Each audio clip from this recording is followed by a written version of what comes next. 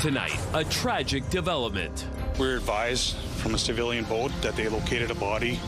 How rescuers recovered the body of one of the two young boys swept away in an eastern lake, and the heartbreaking statement from their family. Also tonight, it seems a bit much. How many new residential units may be going up in South Osborne, and why not everyone in the area is on board. Plus, one muddy mess. A look at the seriously slimy conditions inside Doffin's Health Center after floodwaters swept through the facility earlier this month. CTV News. Live from downtown Winnipeg with Marilee Caruso. Good evening. Thanks for joining us. I'm John Hendricks. Marilee is away. There's a devastating update for you for the story of two missing brothers swept into fast-moving water at a Manitoba provincial park. The body of 10-year-old Maximo O. Ramirez has been found, but his brother Aaron is still missing. Joining me now live is CTV's Taylor Brock. So Taylor, where was he found? Near the shore, John. Police say Maximo was located about 300 yards from Sturgeon Falls. He was discovered yesterday evening by boaters on Newton-Mick Lake in Whiteshell Provincial Park. The brothers were swept into rapids on Saturday. Police believe Maximo fell into the water first, and Aaron went in to save him. The boys went under the water and didn't resurface. Today is actually the first time we'll be hearing from their parents, Heidi Ramirez and Roger O. An RCMP staff sergeant is sharing the pair's emotional statement on their behalf. We're going through a terrible, horrible, and unimaginable pain for our children. What we've gone through is not humanly possible to understand. We're surviving only because of the help of those around us. We have so much gratitude for the people who are helping. This help is so overwhelming. It's hard to understand how a community can be so strong for us and help us so much. The support for everyone is truly what is sustaining our family.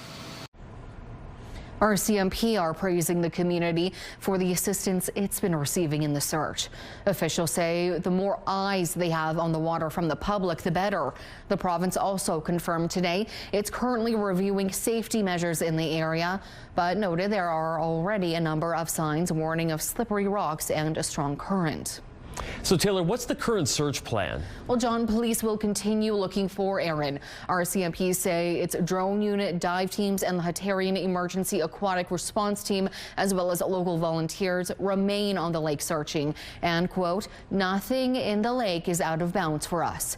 There are currently around 20 boats made up of search groups and volunteers out on the water today. All right, thanks, Taylor.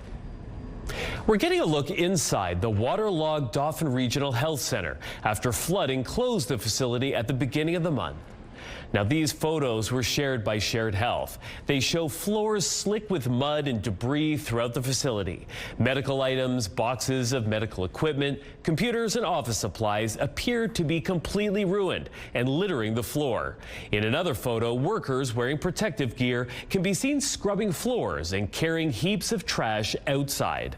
Prairie Mountain Health previously said considerable damage was done to critical infrastructure, including medical gas equipment, the pharmacy, and HVAC systems. 54 patients were relocated to Brandon and other health centers. Well, some good news today for people living in the town of St. Anne. Their hospital is now in the process of fully reopening to patients. Officials were forced to close the healthcare facility last week after the air conditioning system went down. The lab and x-ray departments reopened today, and the hospital is also open for inpatients. Now, during the shutdown, 20 patients were evacuated to other healthcare facilities. Southern Health says the 17 patients who still require care are now back at St. Anne Hospital. And the government is making some adjustments to the agri-stability program to help flood-affected farmers. The federal and provincial governments have announced they're waiving 2025 late filing penalties for those in municipalities and First Nation communities that declared a state of emergency due to flooding. Now, even if you're outside of those areas and you missed the June 30th filing deadline, you may still appeal for a waiver. The interim payment is also being bumped up from 50 to 75%, meaning that larger payments will be handed out sooner. Now, if you've already received an interim payment, you'll automatically receive a top-up. And finally, if you did not enroll for agri-stability this year prior to the April 30th deadline, you may still participate, but with a reduced benefit. An eyesore in South Osborne could soon be getting a major facelift, but not everyone is happy about it. Plans for a 10-story high-rise with affordable housing is in the works for an empty lot near the transit garage. But an appeal has been launched against the proposal at City Hall by a small group of homeowners. CTV's Jeff Keel joins us now live. So Jeff, why the appeal? The building height is 51 feet higher than what is normally permitted, so the residents say that's too tall, plus parking is a problem. There was once a gas station on this site in South Osborne next to the Winnipeg Transit Garage, but the lot, now owned by the city, has sat empty for years. It needs to be utilized. Like, we are a city and we need to get things built. There is a plan to make use of it. A 10-story building could rise here. The bottom 2 floors would house Transit's offices, the top 8 131 residential units, 30% of them very affordable and 15% affordable. Joseph Shaban's ice cream shop is down the street. He says a tower of that size would be a cherry on top for his business. That will definitely increase our welcome traffic, yes. But the developer requires a variance as the building is 51 feet taller than the allowable height. It seems a bit much. It seems like it's going to be pretty big. A few people living in the area have launched an appeal at City Hall. While they say they're not opposed to a residential development here, it's just too tall. Parking is also a big concern. It's cramming a whole bunch of people into one small space, and then it crowds the neighbors too. Dana Switey lives across from the lot. She says parking is already at a premium because of the workers next door, and the development would only make things worse. You know, people who pay for residential parking passes here sometimes can't find a spot because there is transit here at the end of the street. So transit does take up a lot of our spots. Plans do include 17 on-site parking spots, plus 50 more in a future parkade on this transit lot behind the site. We definitely need more parking in South Osborne. I have a lot of people coming from Winnipeg Transit asking me if they can use our parking stalls. A special appeal hearing is set for July 29th. Pending the appeal, construction could begin next year. So Jeff, why are city planners so comfortable with the added height to the building? A report attached to the appeal argues there is enough separation on the east, west, and south sides of the building from existing developments, creating a sufficient buffer, and they believe shadow impacts are minimal because of where existing homes are in relation to the building. All right, thanks, Jeff. CTV weather specialist Colleen Brady joins us now with a first look at your Skywatch evening forecast and a lot of heat to look forward to. A lot of heat over the next several days, so if you like those hotter temperatures, well, you're going to really enjoy the next few days. If it's a little much for you, well, brace yourself. We're in for a long stretch of very warm temperatures, averaging around 30 degrees here in Winnipeg, for example, over the next few days. It was warm today. It was humid as well. We head into the night ahead. Fairly clear here in the south. The active weather, though, right now is to the east over northwestern Ontario, but back in northern Manitoba, some improvement with respect to the air quality warnings there. Not as many regions under that warning tonight. Kind of a good news, bad news scenario. What should help to improve the situation with respect to air quality in the north tonight is precipitation. An awful lot of showers that will be moving through. The bad news is that some of that precipitation could come in the form of thunderstorms. There is a severe thunderstorm watch in effect for those 3 areas as well as other areas surrounding as well. I'll have more details on that and a look ahead to that heat coming up. But for now, let's take a look through the CTV Live Eye, brought to you by Bath Fitter, your bath and shower experts for more than 40 years. Looks like there's some haze out there in the city, 28 degrees with the humid X. It feels like 34. Winds out of the south-southwest at 29 kilometers an hour, gusting to 43.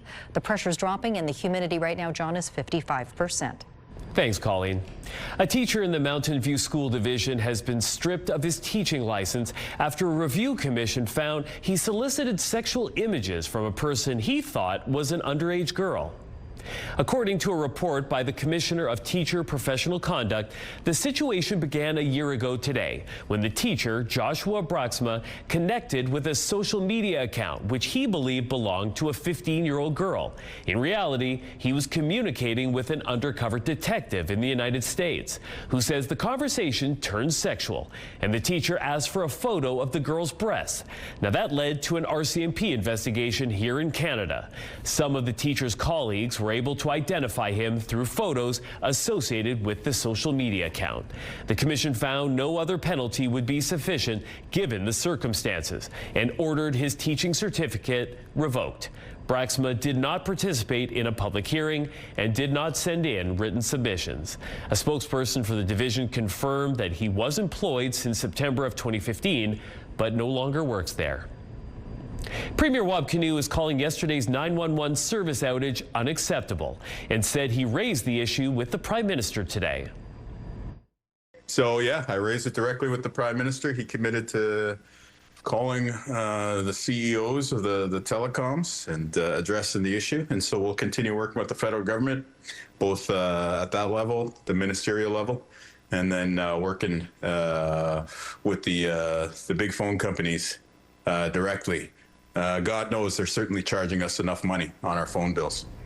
911 services were temporarily unavailable for callers outside of Winnipeg for several hours on Wednesday after Bell says a third party cut through a fiber cable. People were told to call their local emergency services directly until the service was restored late in the afternoon. Now, Kinew was speaking from the sidelines of the Premier's meeting in PEI, which wrapped up today. The latest tariff threat from the U.S. continued to dominate the talks, with the Prime Minister saying everything is on the table when considering retaliation. We'll have more on that in a little later. Meantime, the head of the Manitoba Chambers of Commerce says about 5% of Manitoba's exports could be affected by the latest tariff action from the U.S. And so 5% you might not think of it as a lot, but when you're taking it into that context, you're probably talking about $900 million.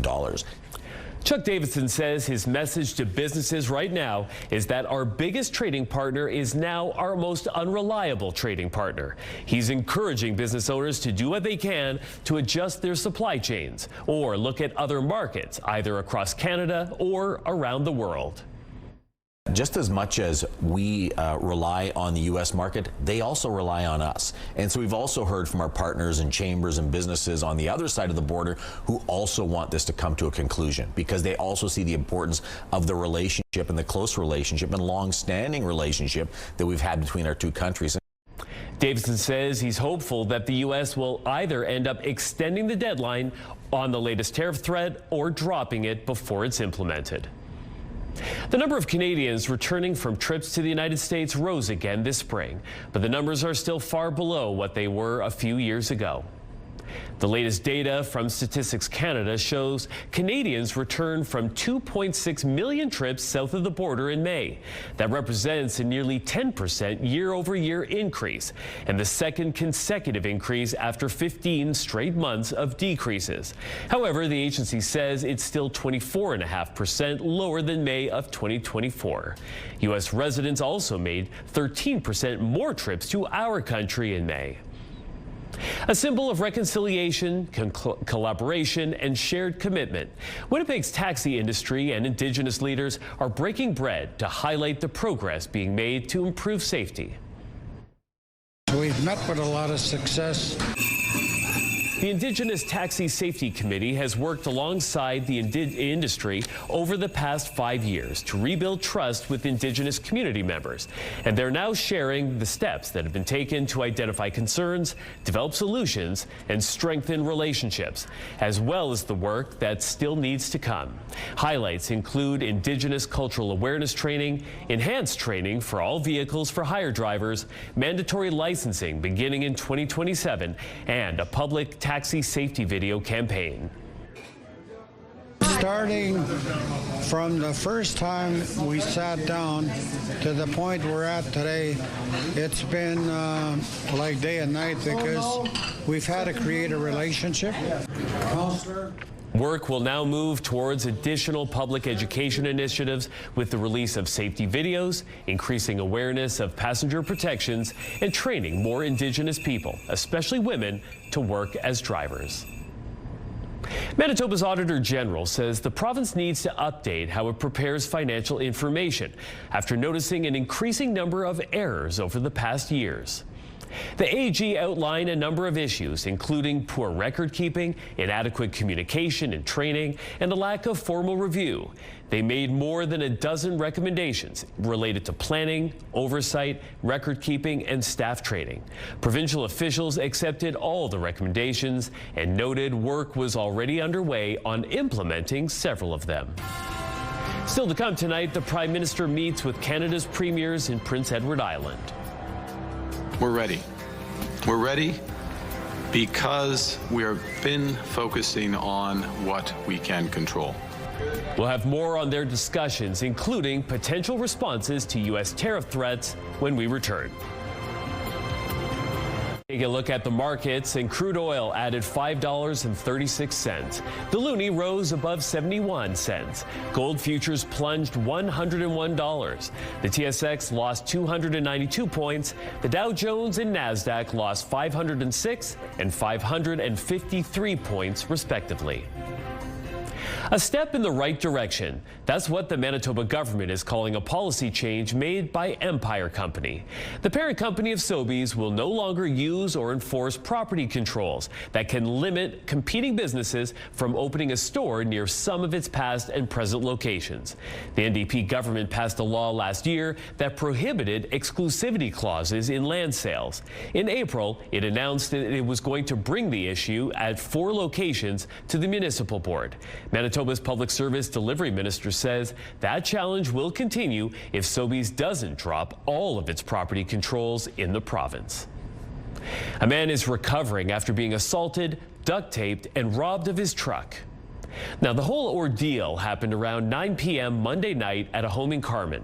Mounties say the 59-year-old man was approached by a woman living on his property, demanding his truck keys. When he said no, the man was assaulted and tied up using cords and duct tape. His truck, wallet, and some tools were stolen. He later received treatment at a hospital. A warrant is now out for the arrest of 37-year-old Miranda Garris of Carman. She's described as 5 feet 2 inches tall with a medium build, brown hair, and green eyes. If you might know where she is, RCMP are asking you to give them a call or call Crime Stoppers using the numbers on your screen. The Prime Minister says everything is on the table and is promising to do whatever it takes to deal with U.S. President Donald Trump's latest tariff threats. Today, Mark Carney called the 50% tariffs unilateral and unwarranted. The latest threat adding a sense of urgency as the PM sat face-to-face with Canada's provincial and territorial leaders today. CTV's Rachel Aiello has the details on what came out of the high-stakes sit-down.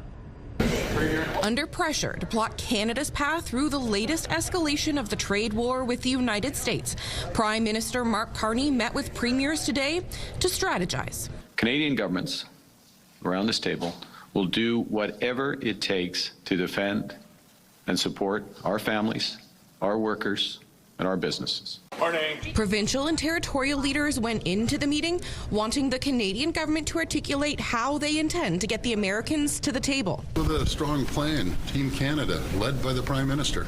What happens if he doesn't have a strong plan today? Well, I don't expect him to have T's crossed and I's dotted, but it's a Team Canada approach led by the Prime Minister. Canada-U.S. Trade Minister Dominic LeBlanc and Chief Negotiator Janice Charette joined today's talks. And hours later, First Ministers emerged united and with new resolve. We're ready. We're ready because we have been focusing on what we can control. And that's building our strength at home. As the clock ticks towards U.S. President Donald Trump's new tariffs coming into effect, Carney said he sees the current deadline as both a potential endgame, but also just another pressure tactic. everything's on the table if there's no agreement, depending on the outcome of the negotiations. And premiers, while initially differing on retaliation, agreed the best outcome would be to get a comprehensive deal that provides relief for the full range of tariff-affected sectors. 97% of our goods cross the border without tariffs, but we'd like it to be 100%. And we'd like it to be the same way for the rest of the country as well. The Prime Minister was also pressed to keep provinces in the loop as negotiations intensify. Canada's at its best when provinces and territories and the federal government work together. Carney and the premiers also agreed to keep up efforts to strengthen the domestic economy, to reduce Canada's reliance on the United States long term, from breaking down even more interprovincial trade barriers to building more major energy projects. Rachel Aiello, CTV News, Charlottetown. And in developing news this afternoon, the Trump administration says it's hitting dozens of countries, including Canada, with tariffs, citing forced labor in supply chains. The United States Trade Representative's office announced the new duties on more than 60 nations a short time ago, hours before President Donald Trump's previous tariff tool was set to expire. Canada, Mexico, and the United Kingdom are among the countries getting hit with a 10% tariff, while other nations are seeing a 12.5% levy. It's not immediately clear if there are an exception for goods compliant under the Canada-U.S.-Mexico Agreement on Trade. A new front is opening in the Iran war. The Houthis are now threatening ships in the Red Sea, a waterway that's even more critical than the Strait of Hormuz for global goods. It's pushed oil above $100 a barrel, pushing pump prices higher as well. Julia Ainsley reports. Less than 24 hours after announcing a nuclear deal with Saudi Arabia, President Trump throwing a curveball this morning, announcing that the agreement will only happen if Saudi Arabia joins the Abraham Accords. This is a condition that the president has spoken about many times with our Gulf and Arab allies. He wants to see these countries sign the Abraham Accord. Trump brokered the accords in his first term, aimed at Muslim countries normalizing relations with Israel. But Saudi Arabia has always said it would not join until there is progress toward a Palestinian state. That's a non-starter for Israel. If the deal goes through, American companies stand to make millions building new power stations in the Middle East. It will eventually, hopefully, be finalized with the condition that the president spoke about this morning. But now the Saudis and the U.S. must contend with an expanding front in the war with Iran, the Red Sea. The Houthis, an Iranian proxy, attacked 2 Saudi tankers in the waterway, just days after the rebels announced a naval blockade on the kingdom's ports. The Trump administration is warning the group to stay out of the conflict. They shouldn't really do that. They got suckered into this by the Iranians. The Red Sea is a vital passageway with more than $1 trillion of goods passing through every year, including oil. With the stalemate in the Strait of Hormuz hampering oil tankers, prices have jumped to more than $100 a barrel. That's pushed gas prices back above the $4 per gallon mark. But it's not just gas. Moody's estimates consumers have paid more than $1,200 in higher prices. I think that Americans of all backgrounds are sick of seeing the United States enter wars without justification, spending trillions of dollars. Julia Ainsley, NBC News, Washington. Canada has upgraded its travel advisory for anyone traveling to the U.S. It's because of the outbreak of cyclosporiasis, an illness caused by a parasite found in contaminated food or water. Thousands of suspected cases have been linked to contaminated lettuce. Travelers are being urged to thoroughly wash fresh fruit and vegetables, even if they're labeled as pre-washed. The illness can lead to fatigue, cramping, nausea, mild fever, and explosive diarrhea.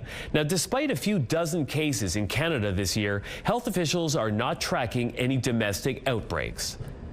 The wildfires in British Columbia are growing, especially in the Fraser Canyon. A new fire is moving quickly near Boston Bar.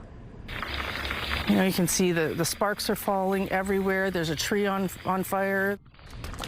These images are from doorbell cameras near Boston Bar. 2 wildfires have merged and are now out of control near the community. More than 450 homes are under evacuation orders.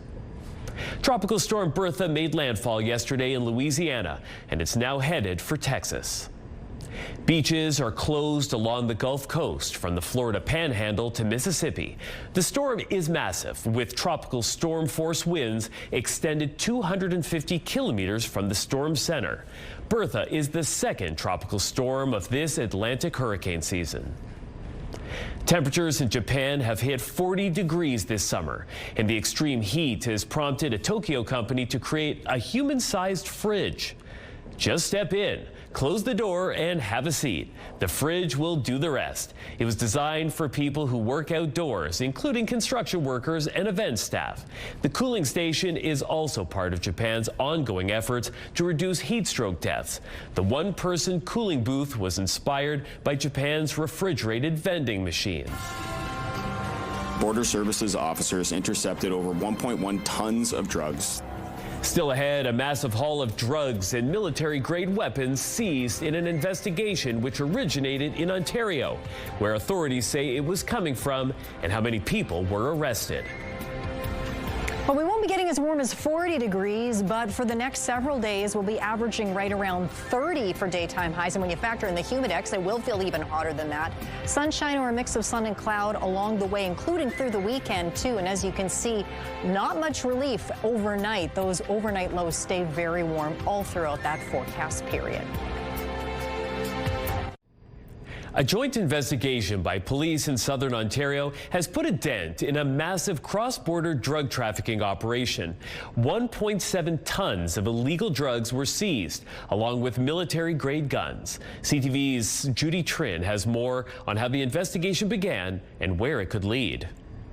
A small mountain of illegal drugs weighing 1.7 tons, most of it cocaine and methamphetamine, seized during an investigation nicknamed Project Bay, which began in Windsor 18 months earlier. The drugs in this room are not ending up in the hands of our community's vulnerable population.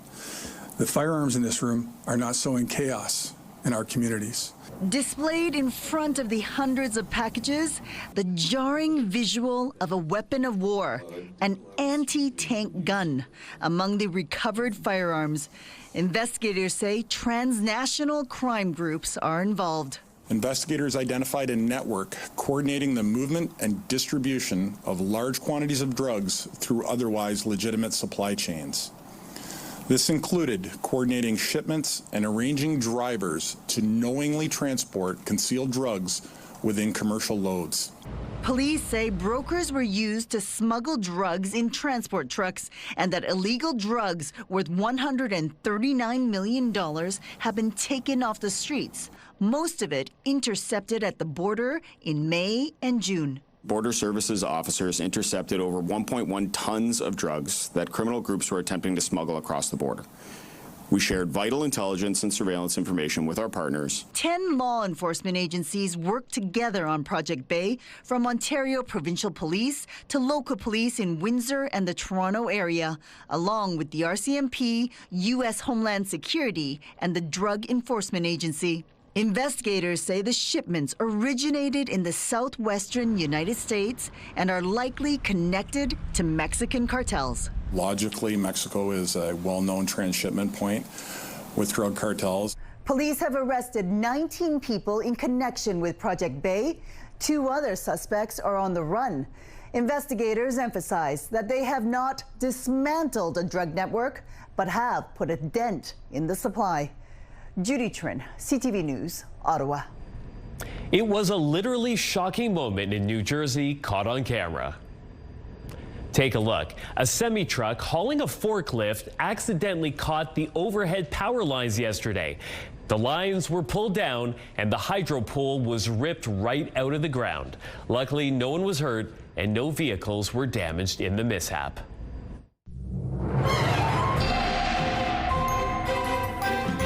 CTV Skywatch weather brought to you by South Beach Casino and Resort. Visit southbeachcasino.ca. CTV weather specialist Colleen Brady has your complete Skywatch weather forecast and a lot of hot weather in the forecast. A lot of heat, a lot of humidity, some smoke along the way as well, and also some thunderstorms. Not so much on the Manitoba side of the border right now. You can see the sun still shining here, but head east into northwestern Ontario. Non-severe thunderstorms scattered all around the region. Now, right now they're passing to the north of Kenora, but you may well see some yet tonight. Sioux Lookout, a thunderstorm moving through that region. Dryden, likely to see some thunderstorm activity as well. Back in Manitoba, air quality warnings remain in effect tonight for the Paw, Flin Flon and Lynn Lake regions. So some improvement. So some areas that had been under that warning for days and days, not under the warning tonight, but are under a severe thunderstorm watch, as are those communities still under the air quality warning. So it's kind of a mixed situation here. As I mentioned earlier, good news, bad news. Now, there is an awful lot of rain showers heading toward these regions tonight and into Friday. That should bring some relief with respect to the smoke. The trouble is they could come in the form, at least partially, of severe thunderstorms. A warm front will be pushing across that region tonight that could trip off storms, that could bring, for example, sizable hail. But aside from that, again, you can see that rain. If we don't see thunderstorms, we will see fairly substantial amounts of rain over the next few hours crossing the north. Meanwhile, down here in the south, not much happening until we get into the overnight hours. If you are in the southwest, though, Brandon and Dauphin, you might be woken up a little earlier than you'd like. There is the possibility of nocturnal or overnight thunderstorms headed your way. As for Winnipeg in the southeast, well, it's not a certainty, but the forecast models generally coming in at a 60-70% chance that we'll see showers or thunderstorms at some point during the day tomorrow. There's a possibility during the commute, but it looks like the best chance will be mid-morning into the early part of the afternoon. But even into tomorrow evening, there is still the possibility. Something to keep in mind if you're heading out to the Bomber game. Aside from that, it will be another warm and humid day. Heading into Friday night, you can see northwestern Ontario will be soaked, and that will continue overnight into Saturday. Meanwhile, we'll clear out here in Manitoba, but it will be a very, very warm weekend for sure. For tonight, down to 20 degrees, so a warm overnight low. Mostly clear sky conditions, but there is the possibility we could see at least some smoke return tonight.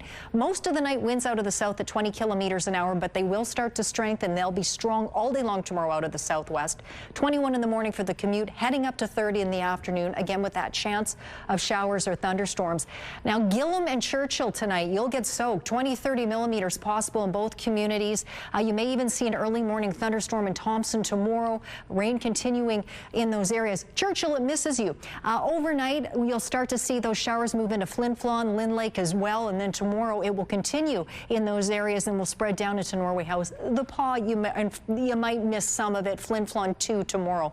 In the southwest tonight, a good chance again of overnight showers or thunderstorms. Brandon down to 18. More showers or thunderstorms are possible there tomorrow in that heat, up to 30 degrees. Winnipeg in the southeast tonight, a few clouds, overnight lows, upper teens or around 20 degrees. And then again tomorrow, a good chance anyway of showers or thunderstorms. Hot highs approaching 30 degrees. And in northwestern Ontario, again, a good chance of thunderstorms tonight through Kenora and Dryden. You may see some of those continue tomorrow and extend down into Fort Frances as well.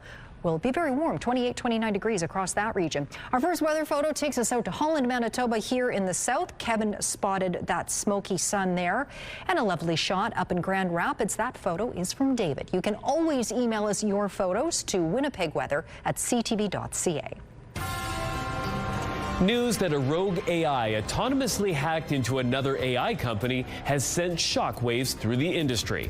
Up next, I'll be chatting with a technology expert about just how groundbreaking this is and what it means going forward. We learned this week that one of OpenAI's advanced models went rogue during a security test. It escaped from its controlled environment, went on the internet, and hacked another AI company. Now, OpenAI says it's reinforcing its safeguards, but the incident has renewed questions about where AI is going and whether or not it can ever truly be safe. To discuss this further, we're joined now by technology analyst Carman Levy. Thank you so much for joining us today. Good to be with you, John. Thanks for having me. Were you troubled when you heard about this recent OpenAI incident? Very much so. I mean, this is a milestone that I think all of us expected we would get to eventually, but it's a dark day that we finally gotten to that point. This is the first case, documented case, of an AI agent autonomously conducting a cyber attack, successfully breaking into another system. And so this is kind of one of those moments where, you sort of ask yourself, are the protections that we have in place good enough to prevent this kind of thing, or should we be rethinking our entire approach to cybersecurity? This is causing a lot of jitters in the technology world. It seems that these AI systems are advancing rapidly. How far away are we, do you think, from artificial general intelligence? I mean, depending on some estimates, a couple of years ago, if you had asked that question, they would have said that, the machines will be smarter than humans, which is what AGI really is, by 2035. Now we're seeing some reports that maybe that's going to be a little bit sooner, closer to 2030, maybe 2032. It almost doesn't matter what that number is. What is important is that we are getting to the point that we are going to need better rules, better frameworks, better laws around it. And so an arbitrary date on the calendar matters less than the fact that we don't have those protections in place right now, and our governments aren't moving fast enough to ensure that those protections are in place to hold companies like OpenAI more accountable than they currently do, because right now there's nothing that the legal system can do to force OpenAI to behave in a different way. Now, we know that these AIs will be smarter than us, capable of independent action. How would we ever hope to control them?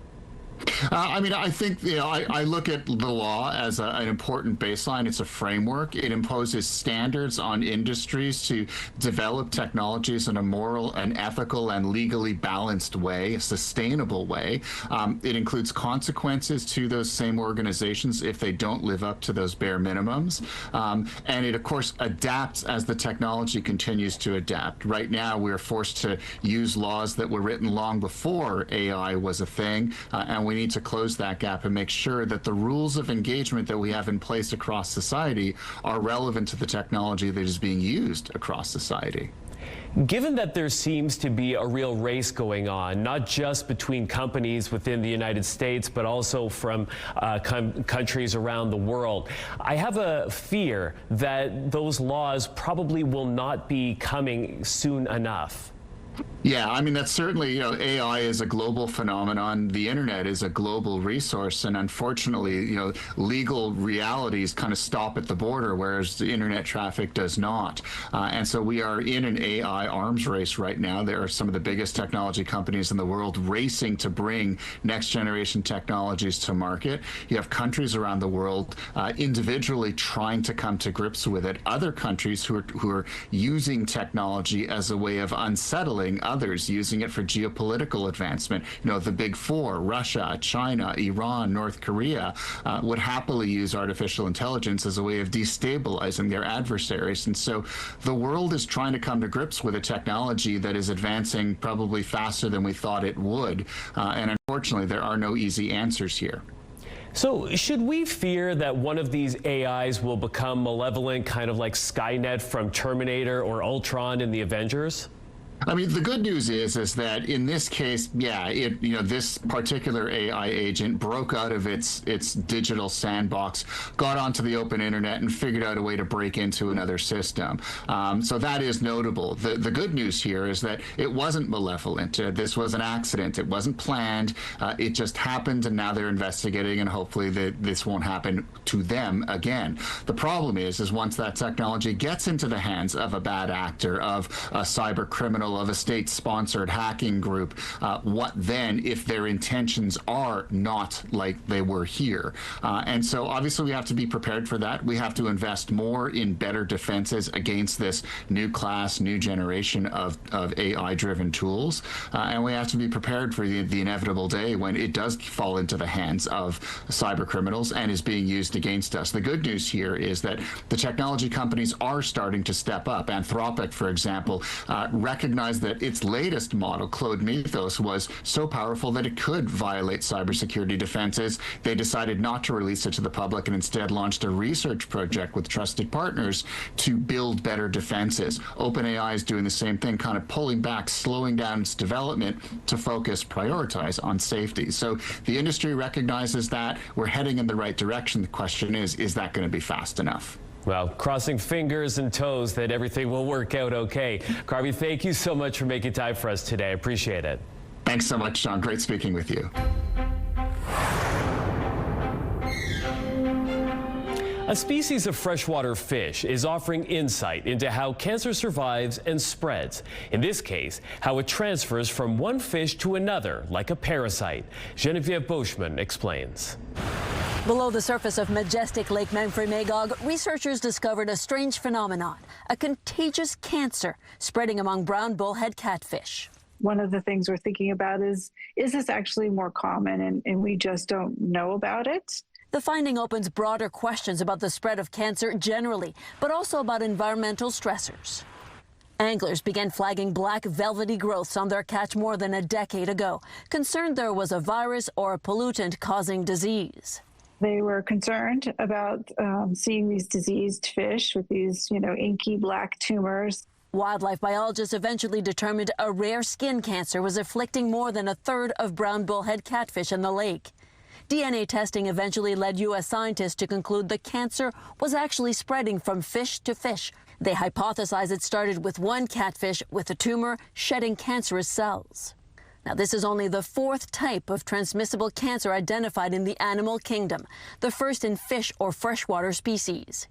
Contagious forms have also been found in the Tasmanian devil, clams, and dogs. The discovery could help study melanoma in humans and perhaps other cancers. Could it tell us more about potential transmission of certain cancers in humans? I think it could. In humans as well, the cancer is avoiding the immune system somehow.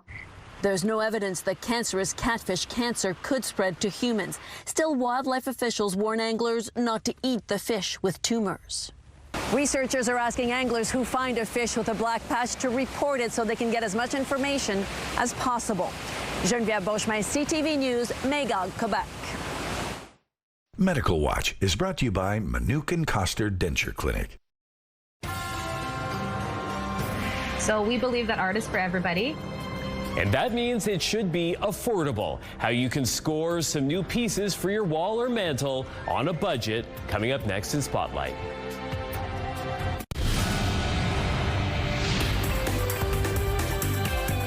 Spotlight sponsored by the casinos of Winnipeg, presenting Nearly Neal and the Solitary Band. You won't have to break the bank to spruce up your home with some new artwork this summer. The Under 100 Art Show is exactly what it sounds like. Quality art for you to take home and enjoy, all for under $100. During the 3-day-long show and sale, you'll find everything from paintings and prints to photography, ceramics, and textiles from more than 80 artists. Organizers say the event is a boost for both the artists and the buyers. The idea is that what artists will lose in discounting the large pieces that they bring to the show, they'll make up for in volume of smaller pieces, regular priced items, prints, that type of thing. So artists tend to do very well at the show just from the mass amounts of arts that they're selling. The event runs August 13th to 16th across 20,000 square feet on the second floor of Portage Place Mall. For more information and tickets, just head online to under100artshow.com. You can experience all that rural Manitoba has to offer this week with the return of the Manitoba Threshermen's Reunion and Stampede. The festival in Austin kicked off today and runs through Sunday. You'll find vintage farm equipment, live music, heavy horse shows, machinery demonstrations, an outdoor trade show, children's activities, and much more. Tickets are available at the gate. Canadian jazz giant Oliver Jones has died. The Montreal-born pianist earned international recognition and captivated audiences over an 8-decade career. He collected 11 Junos and inspired generations of musicians. Oliver Jones was 91. Coming up tonight on your primetime lineup, The Big Bang Theory is at 7. Children Ruin Everything starts at 8, and Traders Canada is on at 9. It's all right here tonight on CTV.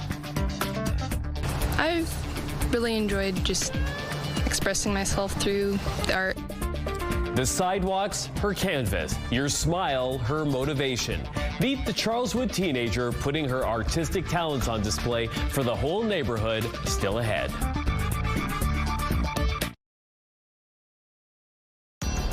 Women's clothing provided by RW & Company. Salon services provided by Escentique Spa Salon.